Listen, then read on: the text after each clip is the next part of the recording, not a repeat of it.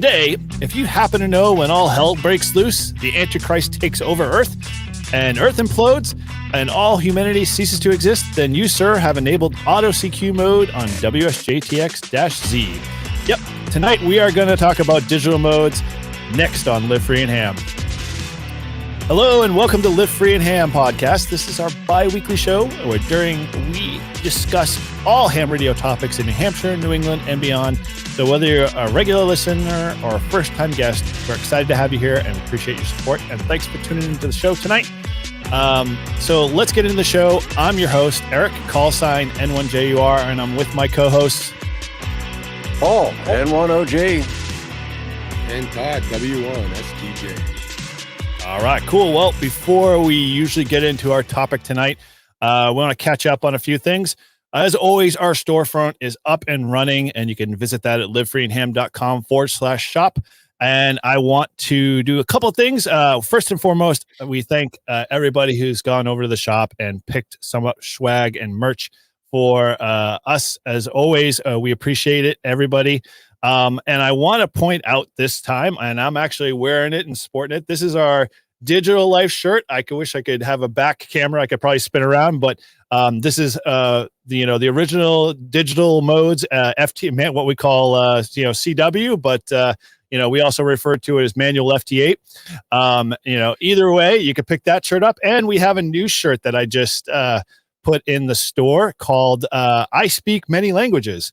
And those languages are Quanchang, Zaigu, Baofeng, and TID. So you can pick that shirt up if you're a big Chinese radio fan, in our store anytime. And so with that, again, we are ramping up for our July live stream, working out some details on that. So stay tuned.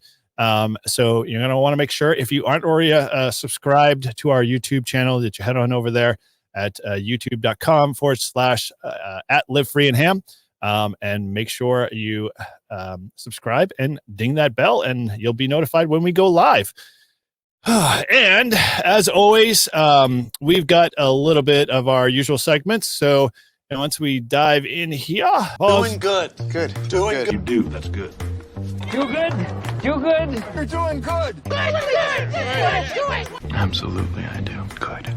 Doing good, Bob. Doing real good. Right now, my only outlet is my ham radio. That is truly it, my friend. So again, we are doing our Do Good segment. And once again, I am sad. There was 0 emails in our inbox. There was nothing posted to any of our, reviews. There's apparently no good happening at all. And I'm just sad. I don't know how you guys feel about that, but in essence, apparently all clubs just don't do good. No one's doing good. Not in New England, and not apparently in the United States. But there is hope. If you happen to know a club that's doing good, or maybe you're a part of something and you want to spread the love, please just send an email to livefreeandham@gmail.com and let us know what's going on, and we'll share it with everybody in our family and community, because why not? Let's start raising up the good stuff. I mean, I'm listening to Ham Radio Clubhouse, not Ham Radio Clubhouse, HRCC, and they want to do a segment on all of the lids and everything. And I'm like, dude, I want something positive. So, let them go down that road. But, if you got something good coming on, please, share it with us. We want to spread the love. We want to, promote the hobby, and just show, how awesome things are in the hobby, because there's always a bunch of bad stuff going on. So let's just steer clear of that. Eric, all right. I got something good for you. Go shoot. Good. Awesome. Then yours, my friend. All right. So I missed out on it this morning. But the Flag and Torch Society it's a military and veteran amateur radio club, and they had a testing session. It was hybrid, so it was half online and half in person. But it was the Fort Eisenhower ham testing session. 52 soldiers tested. 41 passed, including 3 that upgraded to general. Oh, awesome. Nice. That is awesome. Sweet. Woohoo. I need some sounds here, and I don't have them staged up. Oh, man. That is a bummer. The bummer on the sounds there, but way awesome to hear. So that is totally cool. We'll leave those links if you got links to Flag and Torch there, just so you can go over and support them and show some love. But that is awesome.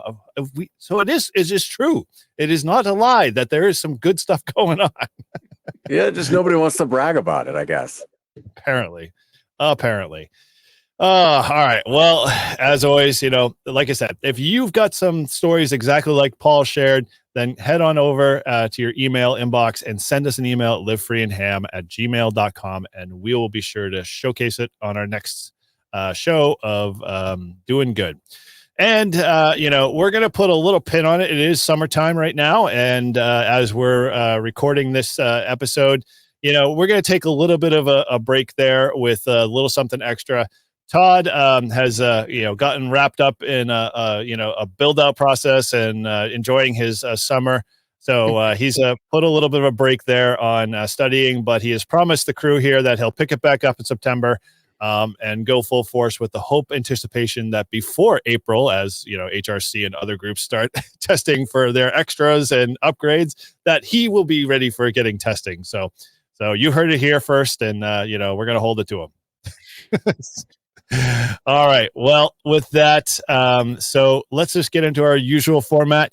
As I always ask all of our hosts here, what's been going on in your ham radio week, Paul? So go ahead and start us off. Well, my ham radio week has been non-existent. I did not get a chance to play with the radio at all this week. I spent most of my time working on the boat. It's so close. So I'm done with all of my electrical, all of my wiring, all of my lights, everything. I'm having some issues with the primary motor and the secondary motor, but we'll get those wrapped up here this week and hopefully get her in the water. But then I was doing a walk around the boat, and I was showing my father-in-law this evening, because the boat was his and he gave it to me graciously. But I didn't realize that I had taken one of the sets of controls out because I needed to wire in some switches, and so when I remounted it, he had 6-inch lags securing this thing in, and I didn't realize I drove one of those 6-inch lags right straight through the hull. Oh, so I've got 2 inches of lag sticking out of the bottom of the hull of the boat, and so I'll have to fix that. Better catch it now than when you're actually on the water. Yeah, exactly. We got 14,300. I know, right? I'm on my ham radio. Mayday! I'm sinking. You call it 14,300. You not call it Maritime Mobile.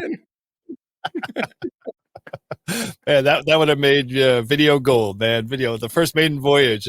Paul's calling on HF. Yeah. Oh, man. Well, okay. Sorry to hear about the hole there on the boat, but definitely sounds like it's manageable and fixable. And I totally understand the HF stuff. Sometimes we just get busy with other projects, and as we all know, once you get down the rabbit hole, it's always hard to get back up out of it. So good on that. Well, with that, Todd, as always, how is your ham radio week been, and what's been going on?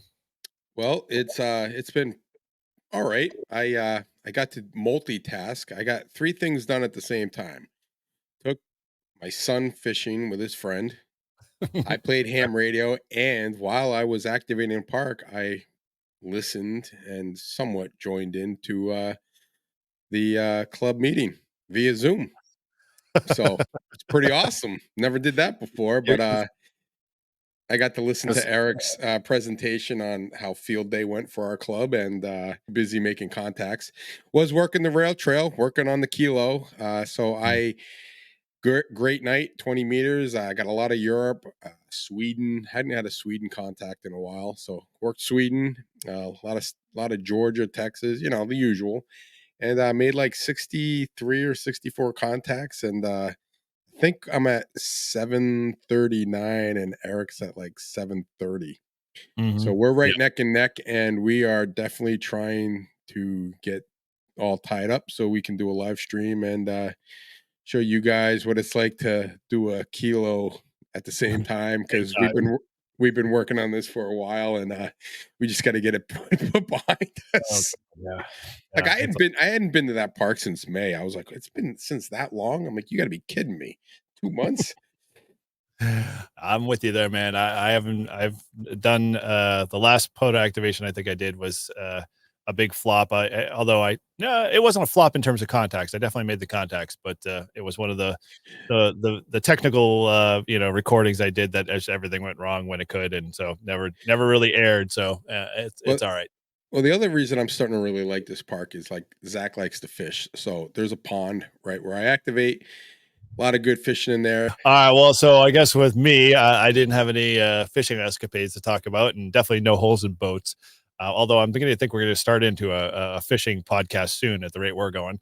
I ended up not like sort of like yourselves. I didn't get a chance to play a whole lot of radio. Work has just been nonstop and a lot of driving. So I think what I ended up doing was the IARU contest was this past Friday, Saturday, and I was just kind of doing some other stuff. And when I took a look at the Flex waterfall, I was blown away how freaking busy 20 was. And as I was telling the guys earlier offline, literally in the 15 minutes that I spent making contacts, I had about 20, 25 in about 15 minutes, ranging from Slovenia all the way to Austria to Belgium and Europe. And I mean, Europe was like a clear pipeline.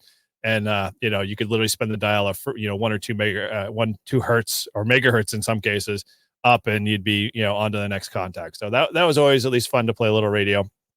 Although I'm sure the family upstairs would have something different to say, because all they kept hearing was N1JUR, November 1 over and over again, because I had my headphones on. So that's all they heard me yelling, 59 and then my section number or something. But it was fun. It was good to play a little contest radio and even for a short time. So that was good. And as Todd alluded to, I too have to go back to Rail Trail and make a couple more contacts so we can get, at least past the 850 mark. I mean, we've been at 7 something, or I've been at 7 something for probably a good, 5-6 months now at this point. So we've got to wrap that up and make, good on getting that dual kilo before September. Although I don't want to set a date because we tried to do that before and it blew up in our face. So we're going to hold off on that one. But all good on that. So I guess with that, let's kind of roll into our discussion tonight. We're going to talk digital modes. I mean, we're going to obviously talk about, we alluded to FT8 in the very beginning there.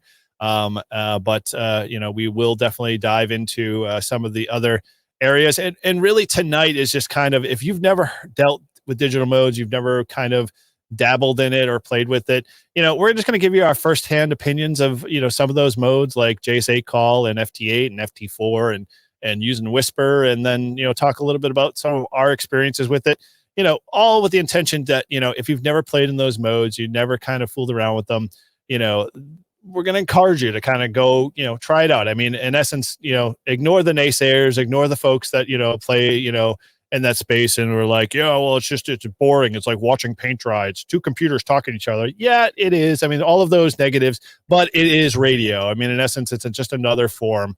And so if you look at it like that, dabble in it, you might find that, you might get something good out of it. But at the same time, you also might realize that, in the times when the band conditions are crap, FT8 or any of those other modes in digital world are going to come out shining because they just do their job more efficiently than a voice ever could carry across the airwaves. So with that, let's kind of start somewhere and talk a little bit about it. Now, just as a kind of level set, all you guys have played in some of the form of digital modes, meaning FT8, JS8 call, those types of modes, right? Yes. I admitted to being a serial digital operator. You did very early on. I was going to say, if you didn't admit to it now, I had the track ready to play in the background saying that was all you were going to do. But, you beat me to the punch. So I'm glad you admitted to it. So we all had some experience at some level. We obviously know, I think, in terms of the digital, and let's kind of just do a little high level set. When you're dealing with digital modes, it's an interface of your computer through some method of a USB or serial cable. to a radio to then convert your audio or the audio being generated in your computer out to the, over RF, and, another computer over there intercepts that information and then translates it and turns it into this conversation. And that conversation, I think, can look like a couple different ways. And so if we just kind of elaborate, at least there's the keyboard to keyboard version, right? And that's like the JSA call, right, Paul? Yeah, JSA call or VeraC or any number of modes in FLDigi. Okay.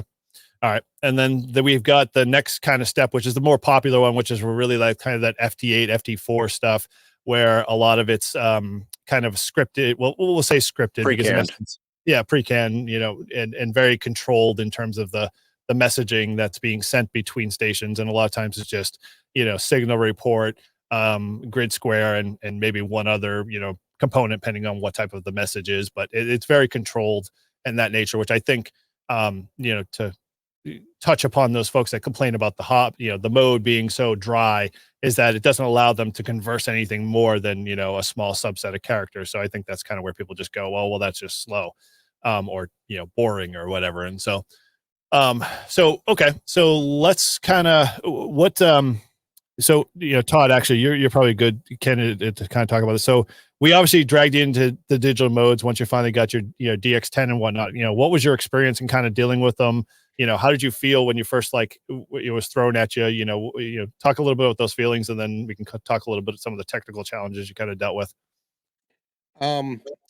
At first, when I heard you guys talking about FT8 and all, and I just didn't understand it. I was like, I don't get what's the point of it. Like I hit a button and it just does it by itself. Mhm. And I think, I said, oh, okay, cool. I made a contact of that. Now, what when I really got into it and when I started to understand is when we used to play that FT8 off. Oh, right. And right. And then we had to get as many contacts. And if you used, QRP, you got more points. And then, I started to learn. And then it became really fun for me. And then they got rid of FT8 off. Is that what it was called? FT8 off or Yeah. something? Yeah. Yeah. And then they got rid of it. And I was like, damn, that was I looked for, I was on Thursday nights. I looked forward to that. I thought it was fun. And I think one time I was in the top 10. So I was pretty psyched. So let's just touch upon that real quick. So FD8 off was something invented by, and I can't quite recall, it was TO, and a couple of other guys that, was it on TO's stream? I can't remember if it was Toads or something. Yeah, I think it was Toads. Okay. So they created this kind of, we'll say a little pokerish but it really wasn't. It was just a scoreboard that they built that you could, pipe your contact information from your WSJTX to this website, and you can compete against points, and it tabulated all this kind of real-time leaderboard. And so they'd play for an hour, and you'd get to, make contacts, and for each level of contact, you got a different point score, whether it was more power or whatever. And it was very simple, and it was really cool because it was fun to be able to play with. But then, the reason why it went south fast was just a lot of people were being jerks, and they weren't being honest with the process. And they were saying, when you're putting in your power rating, if you put in a lower power rating, all it was just a text field. So the system would take whatever value you wanted. So, you could say, oh, I was running QRP when you're really running 100 watts, and they could never tell. You just can't. I mean, obviously, unless they were in the vicinity and they were like, well, why am I making contacts with someone? Yeah, but I think they got pissed because someone did a whole log of 1,000 contacts, and you only had an hour to do it. And then they uploaded the log, and it was oh, that they won by a ridiculous amount of things. And I thought they got they got pissed, and they just said they shut it down. And like I said, I get how they would be upset, but when it was going and people weren't really cheating, it was just fun. It was cool. They had a live stream going on, so you could be in the chat and you could, virtual, live stream doing it. And we used to do it, I think through the phone, right? Through Ham Shack Hotline. Ham Shack. Yeah. We would all be on our club members, and we'd see what was going on. So yeah, it was fun. Yeah, it was. It's a kind of, now that you say that, I kind of inspired, I think, a lot of us to kind of really pick the digital mode up and, try it a lot more and be, a little bit deeper dive in it. I know, we kind of spurred off once that went south. I tried to bring up FT8 bingo, and that, that worked out pretty well, and that was pretty fun to do. And We'll probably have to do that again in the summer, in the fall winter time frame when we did it, last, because everyone's now asking in our club to go do it again. So we might have to try that another attempt there. And We that could, was we could live stream it too. we could, and we FTA probably bingo. should, just as a fun. Yeah. So Wait, go ahead. real quick. The other thing that I think, Paul, you're the one who, it was either you or Ryan. I think it was you who texted me one evening, and they're like, Antarctica is on FT8 on 20 meters. Was that you? Right. I thought it Yep. was you. And I'm like, Antarctica. I'm like, oh, so I Yeah, ran and down. it was a Japan station Yep. in Antarctica. Right. Oh wow. Yep. And I ran down to my shack, turned on the computer, got on FT8, and saw him out there and went for it and got him. And so he's my Antarctica contact, and that gives me some kind of contact on every continent. So I thought that was pretty cool. And I tell people, like, yeah, I've used my ham radio to communicate with Antarctica. They're like, what? So Okay. Well, so that a good, fair experience. I think a lot of us share that. So, Paul, kind of what's your been experience when I mean, obviously you were you were destined to be a serial digital, operator, but that obviously changed a little bit, and you saw the light. But what led you down that road, and why, and what kind of inspired you to get your setup going and dive into those modes? Well, so my first HF radio was the ICOM 706 Mark II-G, and it came with a signal link, so it was already ready to go, interface with a computer. So that it was really easy to get on digital modes, and I was inexperienced, and I had a lot of mic shyness, if you will. I didn't feel comfortable getting behind a mic and giving my call sign, and trying to break through pileups and all of that. And so I did nothing but digital for probably the first 18 months that I was a ham. A lot of FT8. FT8 is yes, it's limited information, right? It's your grid square, it's your call sign, it's a signal report, and that's the end of the QSO. Right. However, like, you can rack up a lot of contacts with foreign countries and different grid squares, and so I started chasing like new U.S. counties, right, and using grid tracker. Right, Grid Tracker is a fantastic accompany software to WSJTX, and I would use Grid Tracker to monitor, like, all right, well, I don't have these counties and I don't have these grids, and that's all I did. I was just chasing grids and counties, and it gives you something to do where you're playing with the radio, Right. but like, if you were like I was, and you don't want to get behind the mic, it allows you to get a lot of contacts in a lot of different places that you probably wouldn't normally get single sideband anyway. Right. Yeah, it's a big struggle, I'd say, for including myself, being in an HOA where I have one antenna. I am very limited in who I can hear and what I can hear, and I'm very happy that what I have I can hear pretty good.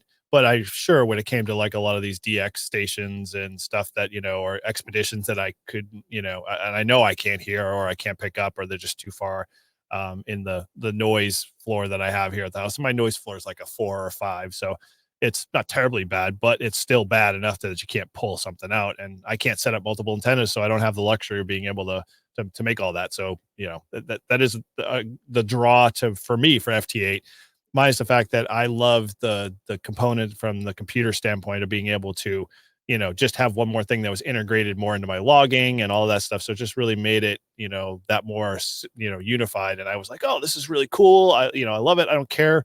I have a short attention span a lot of times. So like, even when I do sideband, it's like, I don't rag chew a lot. Like, when I hear somebody and I make a contact, it's usually 5.9 and a couple of passing words, and then boom, we're off to the next thing, because, and so my digital life is a lot like that too, as well. And so it doesn't, inspire me, and I haven't moved myself towards like things like JSA call where it's keyboard to keyboard and stuff, and we'll touch upon that in a second because I want to take Paul's feedback on what he's done, because he's done a lot more of that than Todd and I have.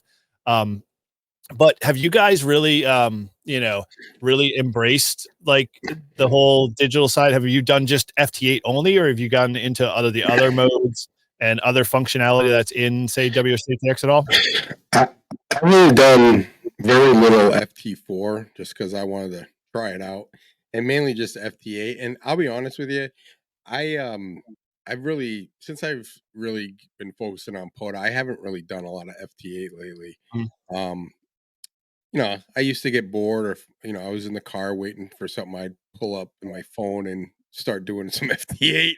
Yeah. But I haven't really sat down. I'm a sideband guy. I like to talk to people. I like to make the contact voice to voice. Go But figure. yeah, but I'm not. I don't dislike FT8. I just said it's kind of like when I was working at home. I did a lot of FT8 because I would be working at home and I'd be doing FT8. It's a lot easier to do FT8 and work at home. Yeah, than or it is or do the overnights and do FT8. yeah. But now that I have the Flex radio, when I do the overnights, I can do sideband too. I So. bet too, right? Exactly. So, all right. Well, so let's kind of touch on it. We obviously keep dancing around it a little bit. So I'm gonna throw the floor over to Paul there, and he's gonna kind of elaborate a little bit on the JSA call stuff and kind of try to explain it just as a kind of a little primer, and then what your feelings on FL Digi and all that other stuff, and then we can kind of go from there. Sure. Well, so with JSA call specifically, there's a lot of people that you'll find that they'll only do heartbeats and acknowledgments. And it's frustrating to a point, because it's like, I know you're there, like you got your computer just told me that you're there, but then you send a CQ out and then nobody answers. Right. So it does get frustrating, but it is nice when you get Finland, right? I'm always trying to get OH8STN. Yes. He's a phenomenal YouTuber. He does a lot of great off-grid stuff. It's just fantastic, and so I've always wanted to get him on JS8 call, because I know that's one of his favorite modes. But I've gotten other Finland stations, and it's nice to be able to have that kind of keyboard to keyboard exchange where the signal probably isn't strong enough that you could carry on a sideband conversation, but the digital is able to get through, and so yeah, it's literally it's a live text kind of deal.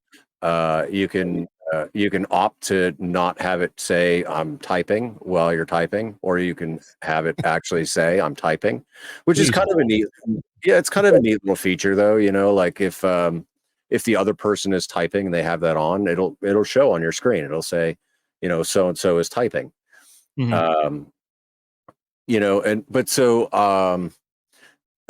AC is another great keyboard to keyboard, where it's along the same lines, where you send out a CQ and people will respond or not respond, but you'll at least get signal reports when you ask for them, when you put that out there.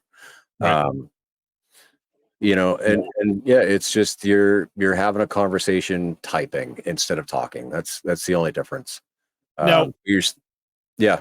I was gonna say, in your experience with setting it up and kind of tweaking it, did you find it was relatively the same on par with WSJTX in terms of getting all that working, or a little bit more challenging or different, or both?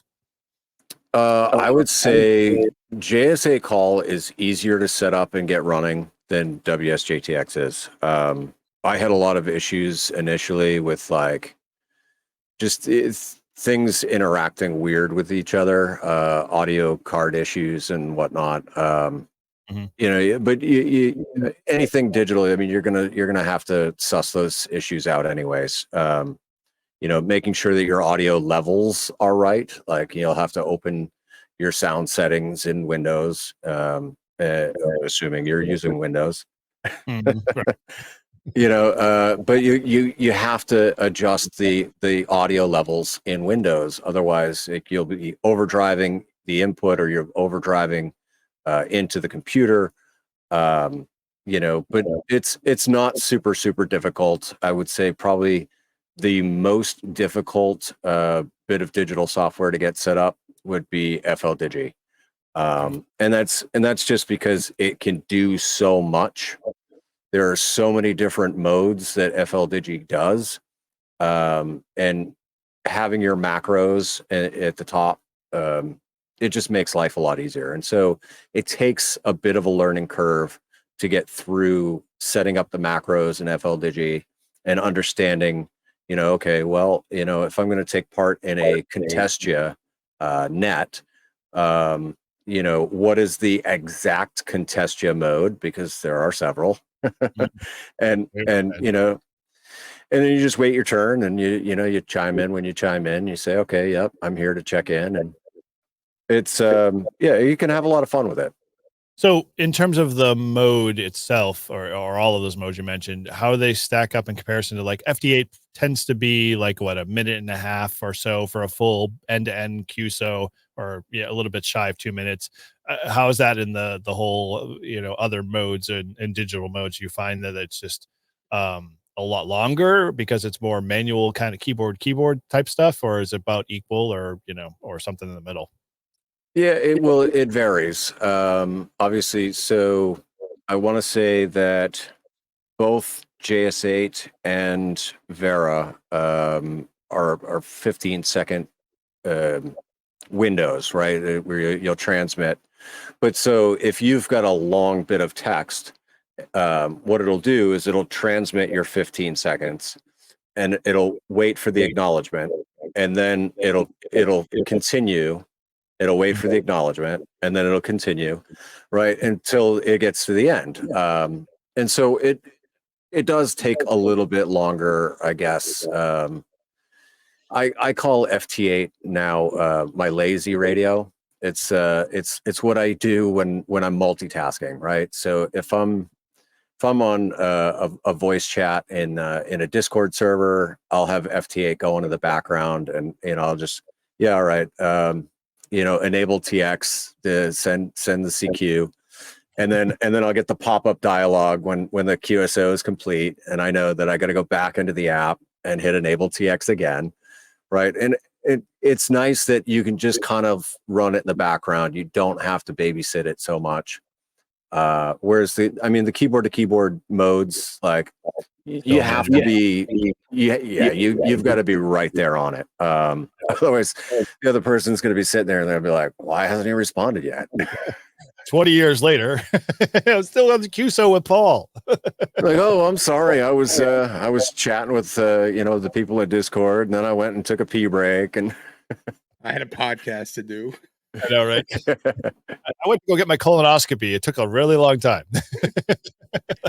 Now, I will say, because we are talking like digital, you can't forget to mention WinLink, because WinLink is that's one of those that, yeah, it's not a super popular mode, I guess, but it's functional, and I believe that there is a use for it, especially if there was ever a situation where the internet went down, right? Because you don't need internet to do WinLink, right? It's email over HF.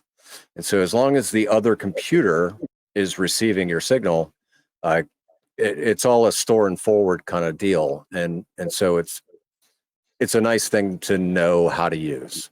Right. Yeah, and we could definitely go into a long length, and I think one of the things that might be worthwhile sometime is to bring on some of the ardent in Aries guys that they use that heavily, and it's a great tool for that, and they promote it very much from an MCOM standpoint. So I've dabbled a little on WinLink, but I'll say I cheated and didn't really do it over HF, did it over Telnet, and so we won't discuss that and the reasons why I did or didn't, but haven't really gone back and fooled around with WinLink itself. How about you, Todd? Any of those modes you've gotten into? Nope. I Okay. haven't even looked at it. I heard of them, but never really got into it. Well, so then let's kind of circle back a little bit on some of the we'll talk. We did mention some pitfalls and stuff like that, but I think we can kind of help correct some of those components a little bit in terms of helping you along or where to kind of look. But one of the things I want to talk about that is very, and as every other point in this hobby, there's always some controversial side of things. And Paul sort of alluded to it. And I alluded to at the very beginning that, if everyone remembers, what I read about the world coming to an end, so forth and so on. The lovely, forked developers who probably helped contribute, obviously, to writing WSJTX also wrote what they call a Z component of WSJTX. And I always get flack when I say I used it, so I don't tell anybody I use WSJTX, or I don't put the Z at the end any longer. But those that know, you can download it. It's the same version as WSJTX. Does a lot of the same. It's the same basic features. Well, let's get to the positives on that one. So WSJTXZ is an automation tool. Like literally, like if you love automation, then you need to just skip over WSJTX and go to the Z version. Primarily because they have auto modes. They have a lot of capabilities that allow for we'll say automation of making or trying to get context. So one feature I truly love in WSJTXZ is that if I'm looking for I'm trying to hunt a specific call sign, I can just go into the tool and fill in a field and say, I'm looking for this call sign because I know they're popping up on the either the cluster or whatever, and they're doing FT8. And WSJTX will watch for it in the decodes and keep watching. And then when it finds it and if there's an opening, it'll automatically start the contact for me and go through the whole exchange. And then when it's done, log it. And done, and then it's finished. Or if I'm fooling around with the auto CQ that Paul alluded to, that method is you don't really have to hit the TX button with that one. You just click the button and you can literally walk away.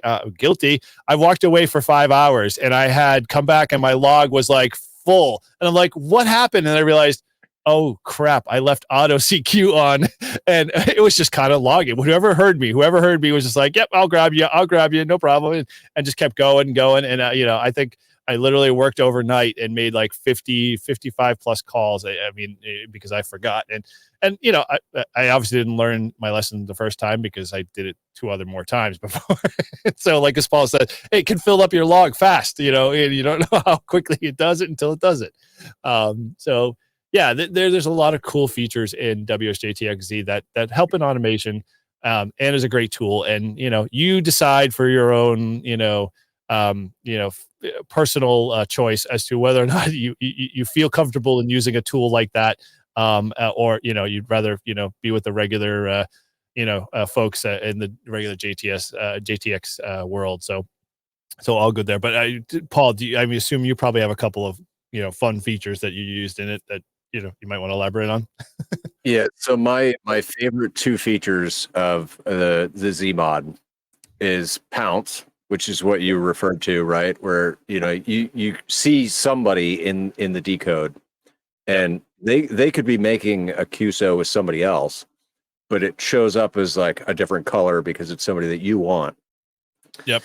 And you right click on the decode, and you go pounce, and the next time that they say 7.3 or they call CQ, it'll automatically jump on them for you. That is fantastic. The other cool feature of the Z mod that the regular doesn't have is the auto find the opening, right? And so sometimes, sometimes like wherever you are in the spectrum scope, it fills up quick and everybody's kind of on top of everybody. And so you might lose kind of where you're at, where there's somebody else that's just blasting on top of you. And now the people that could hear you can no longer hear you. You click that auto and it just finds the holes for you. And every time you click it, it'll move to a new hole. And so you can watch across and you go, okay, yep, that's a good hole. And I'll stick with that. And then you just hold your TX frequency from there and go. So yeah, those are my 2 favorite features of the Z mod. Yep. Yeah, I love the fact that it's got built-in like QRZ search and stuff like that. Todd, I think we got you to download it and install it. Yeah, I did. I like the pounce mode. That's the pounce feature. That works pretty well. Yeah, it's definitely a great feature and great functionality, and they keep evolving it lockstep with I think regular WSJTXZ. So if you haven't tried it, go ahead and install it. You're not going to miss much, and you won't lose any functionality if you decide to downgrade it to the regular normal version. But you know, The other thing too, like with FT8 and the digital modes, if the sideband, if the bands are dead or there's a lot of noise or solar storms, flares, whatever, and it's not working, like you just like there's no one on because it's just the bands are crappy. FT8 works. yeah, I mean, it you does. make good contact. So I've used it a lot where I've like really had the urge to get on the radio and do something, and there's nothing on the waterfall and everything you hear is staticky and whatever.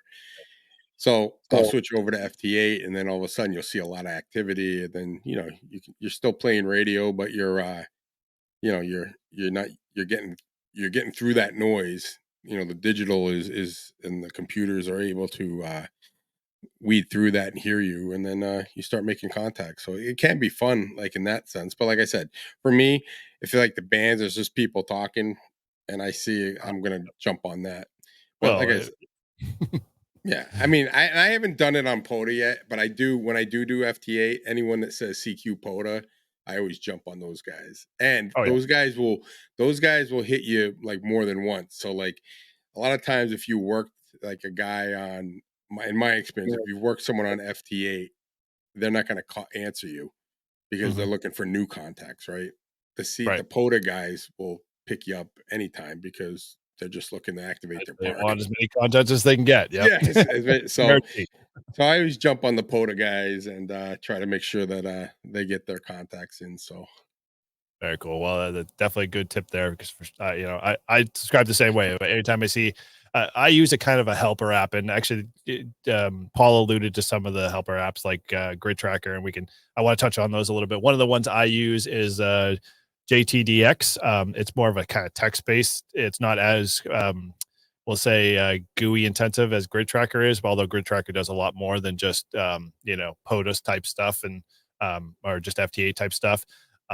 So it does really there, but I needed something a little bit more kind of like quick visuals where I could sort things by like all the things I need. So if it's going against my log and I'm looking, like Paul said, he was hunting for grid squares, I can filter out all of the extra noise and just only go for certain grid squares that I know that the system knows I'm missing or I need. And or if a special event station or it's an @no for my log, it tells me very quickly in a text flashing idiot sign says, hey, click on this one, you need to you need to make a QSO with them. And it gives me a lot of like quick easy information from a visual standpoint. But Grid Tracker, we all have used it. I think I uninstalled it, but I haven't played with it in a while. I mean, talk a little bit about, I mean, Paul, you obviously mentioned it, but Todd, you use it heavily too as well, right? yeah, Yeah. yeah. When I do FT8, I'm on Grid Tracker. Now, do you like it because of just its visual text stuff or the visual aspect of it? I like the visual aspect of it. Some of the other ones, like I watched some of you guys do other ones, I was like, it just for me, it was just it's kind of like the Apple TV of or I like to see the or little Apple, like lines. yeah, like Apple. How Apple is just so easy. Like you just get on it and it just seems to work. It's kind of like the way Grid Tracker is for me. Yeah, I would agree. I mean, that was kind of the one of the things that I already had, and so I don't know, Paul. What are you not an Apple guy? All I know I is do that when nothing Apple. okay, well, my argument is when Zach is like 2, and I give him the iPad, and he can work the iPad. He can't read, or maybe he was 1. He couldn't talk. He couldn't do it, but he could do that freaking iPad. That tells me it's idiot proof. But I will tell you this: they have not figured out a way for my parents. Like yeah, well, it's too that's generally complicated for them, and I'm just like, what is going on? I go, how can your grandson do it when he was like not even speaking, and you're a grown adult, many years on this earth, been through colleges, schools, worked, retired, like you honestly can't figure this thing out? Like, come on.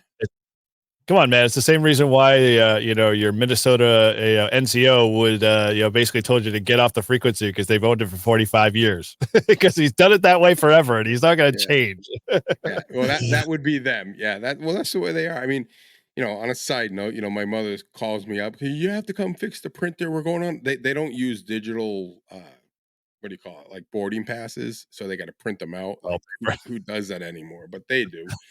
My So my printer. mother's freaking out because she's got to go to she's flying out to see my brother in California, and she can't get the printer working, and she can't. And I'm like, "Ma," I'm like, "All right, I'll come over. I'll come over." I'm like, I got her the simplest printer. It's like you turn it on, and it's hooked up to her phone, her That's computer, and good. her iPad, and just hit print, and it'll go. Right? It's simple as that. She's flipping out. I go over there. I look at the printer. I hit the on button. Bzz, bzz, there goes all her her 5 million 30 pages. her 30 boarding passes that she's printing. I'm like, "Mom, power on will work." So I even actually, that's a good segue. I mean, we should talk about like, if you're an older person and you have not delved into the WSJTX world or any of the digital modes because you're just freaked out, it's too hard, find a younger person, either our call age or call younger. Eric. No, don't call me N1JUR personally. and N1OG. They know what they're Yeah. doing. Yeah. No, definitely don't. Find someone locally who can go next to Yeah. you and sit parallel with you and walk you through all of those components, because I guarantee once they get you set up, they'll spend a little extra time explaining a few things so you know what to do when, the crap hits the fan or something stops working. Because we all know, and Paul's mentioned it, it's like Windows. You're bound to have some stupid sound setting get changed, and all of a sudden the driver for the sound card just goes on the fritz and says, I just had to take a vacation. I'm not working with the radio today. Go call somebody else. Or whatever, you fill in the blank.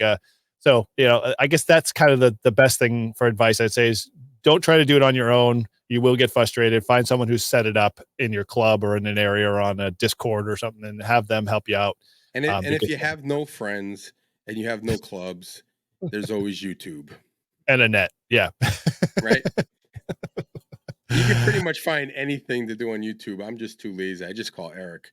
Eric, help me set this up. Why isn't this working? Fix this for me. You'd pay me in beer. That's the problem. Yeah. And you know what? And I'm not like, for me, it's just like with my flying hobby. I really hate building airplanes. I hate putting them together. I just like to play with them, right? I like to fly them, just like with ham radio. Like, me personally, I don't really get into I'll listen to you guys talk about, but I don't, all the, how to set this up and that. I just want it to be set up and I want to work it. That's me. That's just the way I am. I don't care how it works. It doesn't thrill me to know how it works. I think we have another shirt making here. Yeah, maybe. Operator on the front. Well, right. Like, I just want to operate. Like, when I was studying for the extras, like, I'm like, I could care less about this stuff. I am never, ever personally ever going to use any of this because it doesn't interest me and it doesn't affect me from taking my radio, going out to the park, setting up my antenna and making contacts. Nothing. Roger. Right. And that's me personally. Like, some guys are really into that and that's great. I got guys in my flying club that they don't care so much for flying. They fly, but their big thing is building. And it's awesome. Build away, have that pride and do it. I love looking at the stuff you're building, but don't give me a kit and say, "Here, Todd, build this," because it's never getting done. Ever. It's not happening. Take my money. Yeah. I'll pay someone to build the plane. I try to get the young kids. I said, "Hey." I try to get the young kids in the club that are like all into us. "Hey, you want to build a kit for me? I'll give you like $50. Really? Yeah, here's the box. Tell me when it's done." Oh man. All right. Well, so we didn't allude to it too much. And I obviously we want to just, kind of put some closure to this because we could go down this rabbit hole for hours. Any of you guys play with any of the other modes? Because obviously FT8 is a good one, but you've got like Hellschreiber and a few others, including FT4. I always forget about FT4. I don't know about you, but it's like I'll be doing FT8 and I'll be like, I've seen the same contacts on the waterfall all the time. And I never think to myself, why don't I always flip over to FT8? It's a faster mode by like, almost half of what an FT8 contact takes to be able to generate. But yet I still don't, remember to flip over to play with it. You guys do a lot of FT8 at all in any of your, digital stuff? I'm sorry, FT4. Yeah. FT4. Yeah. Right. Yeah, so I've played with FT4. I played with JT65.